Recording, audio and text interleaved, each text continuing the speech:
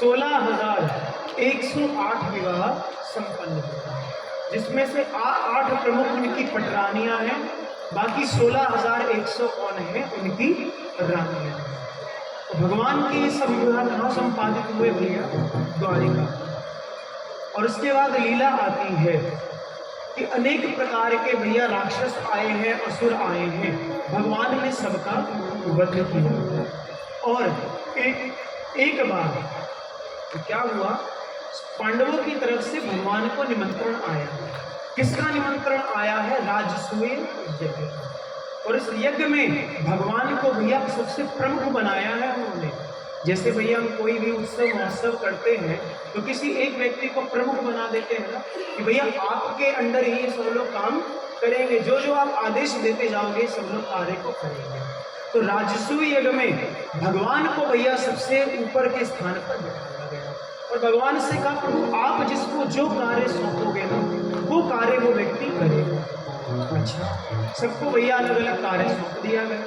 भीम जी से कहा गया तुम्हारा काम है सबको खिलाने का। क्यों? जो व्यक्ति खाना जानता है ना भैया वही खिलाना है।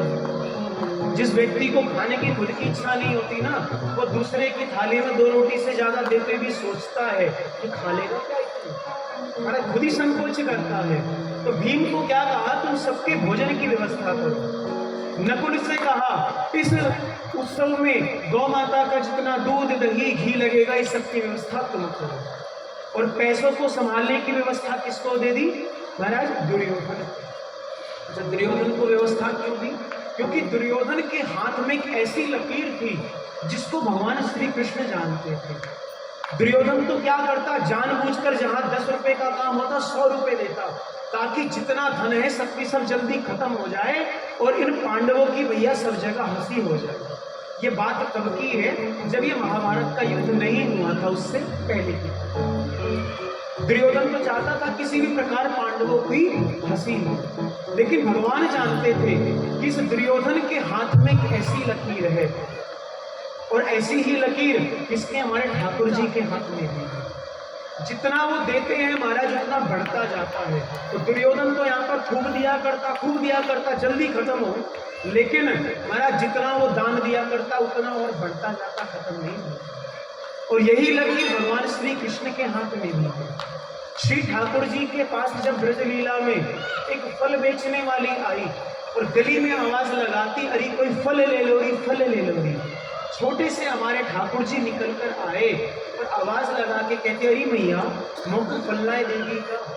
जैसे ही ठाकुर जी के मुख से उस फल बेचने वाली ने सुना मैया, वो तो निहाल हो गई। उसने कह दिया, अरे ऐसा कैसे हो सके, मैं तो एक फल ला दूंगी, बता कितने फल चाहिए? ठाकुर जी कहते सारे फल चाहिए। अच्छा लाला तू सारे फल खा ले? तो हाँ मैं सारे फल खा लूंगा। अच्छा फल तो दूंगी, लेकिन मैं पहले आके मेरी गोद में बैठ। ठाकुर जी गए, उस फल बेचने वाली की गोद में बैठे गए। वो फल बेचने वाली अपने हाथ से महाराज कुछ फल लेती है, ठाकुर जी को खिलाती है। ठाकुर जी को कहती है सारे फल तुम ले जा।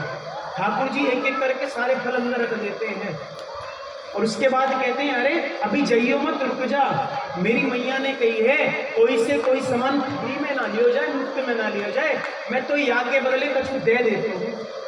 तो पहले होता था ना भैया, हम किसी से कुछ सामान लेते थे उसके बदले कुछ सामान दे दिया करते थे, पैसे नहीं देते।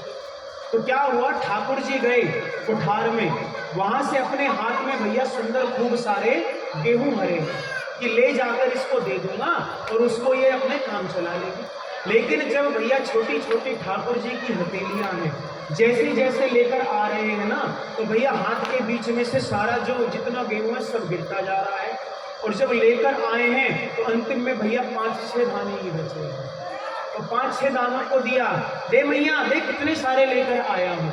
अच्छा इसमें गलती ठाकुर जी की ही नहीं है। जब हाथ जोड़ने पे भैया जितना हिस्सा बीच में खाली गैप रह जाता है ना, तो ऐसा कहा जाता है वो व्यक्ति उतना खर्चीला होता है। ठाकुर जी हाथ जोड़े, सारा तो निकल गया। और देखो कितनी माताएं देखने लगी, हम खर्चीली तो है। तो भैया वो जैसे दिया वो महाराज कुछ 8-10 दाने ही रह गए, और 8-10 दाने महाराज उस मैया ने अपनी टोकरी में रख लिए। और सर पे टोकरी रखती है पहले तो कहती अरे कोई फल ले लो री, लेकिन अब कहती अरे कोई शाम ले लो री, अरे कोई शाम ले लो री। ब्रजवासी स्त्रियां कहती अरे मैया पागल हो गई है क्या, शाम को बेच रही है, तेरे पास है क्या?